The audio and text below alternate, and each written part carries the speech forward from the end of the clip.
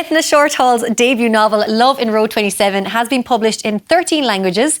Grace After Henry was an international bestseller. Her third novel, Three Little Truths, was named the best popular fiction title of the year by the Daily Mail.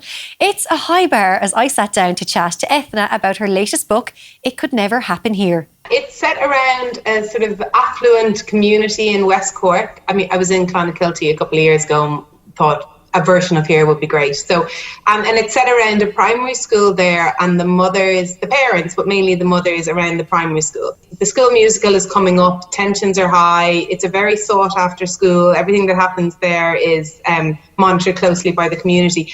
And then the kind of queen bee of the mothers, I guess, Beverly Franklin, walks in on her daughter taking a nude photograph of herself. And her daughter is, she's in 6th class, so she's still very young.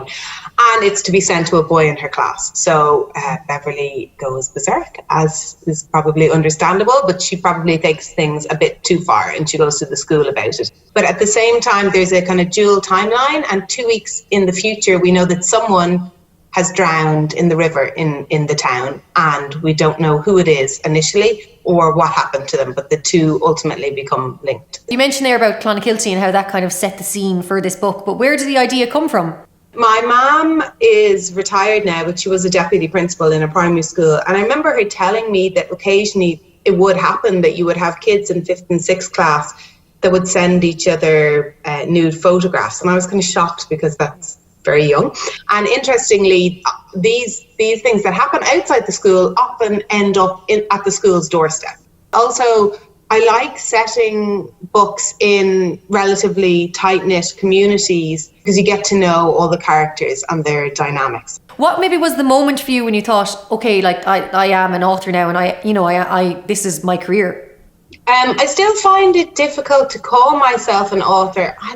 It's an Irish thing. I always say I'm a writer because it seems less notionsy or something, you know. I think my second book, Grace After Henry, got published in the States by a big publisher, and, you know, same in Germany. And like that felt like, and I won awards for that book, that felt like a big deal. And I guess at that point I thought, okay, this is something that I can make a career out of. The bigger issue is time. I have 2 children now, and I'd start my next book soon, and I don't know how I'm going to do that. You mentioned there about Clonakilty, and then you mentioned, you know, various aspects of your life and your mother as well. But what about the main character? Like, where did you get inspiration for her? Yeah, Beverly Franklin is the main character. She's definitely one of my favourite characters, maybe my favourite that I've ever written. Because the kind of woman you mightn't like, but you'd respect. It's not inspired by anyone in particular. It began with a paragraph that basically is the introductory to her character in the book, and I can't remember it off by heart, but it's basically that she wastes no time. Like when the kettle is boiling, she does a quick sweep of the kitchen.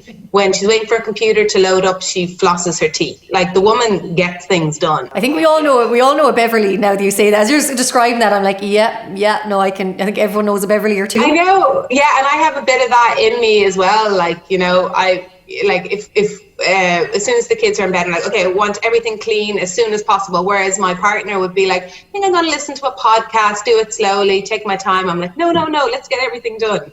When you were writing the book as well, were you thinking yourself about schools for your own children? Because, you know, if they're coming of age soon, and, you know, you start thinking about primary schools, because I know, you know, you have to get them into schools, or, you know, the locality and everything.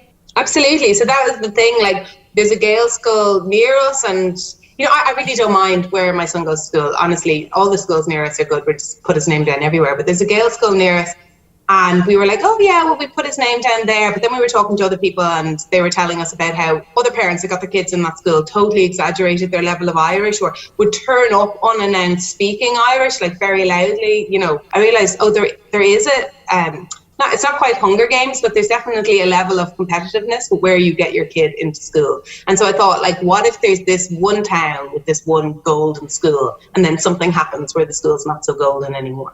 I'll give you a tip there. I went to a Gael school, and my mother never had a word of Irish. But did she tell them she did? You know, that's the scandal. There you go, that's it. Eithne Shortall, It Could Never Happen Here. I have to say, it sounds like an absolutely incredible read. It's going to be a great one, so I look forward to hearing more and reading more from you. Thanks.